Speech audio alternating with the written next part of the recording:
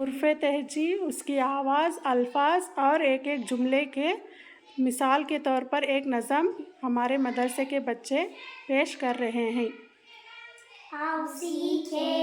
सब मिलकर क्या कहते हैं उर्दू के हुरूफ। अलिफ का अनार बड़े मज़ेदार, अलिफ मद आम मीठा मीठा आम, बेबा बंदर चलो घर के अंदर, पेपा पतंग हवा के संग, तेजा तितली फूलों से वो निकली, तेजा टोपी सर की टोपी, सेसा समर हाय मेरी कमर, जीम सा जहाज ऊंची है परवाज़, चींचा चुड़िया चू चू करती चुड़िया, हे हलवाई बनाता है मिठाई, ख्वाइफा खरगोश रहता है खामोश, दादा दवा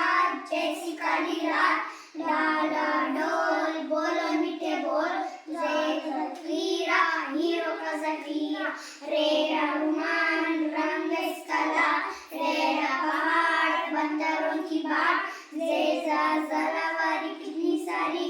सरसीज़ा से रोज खावे,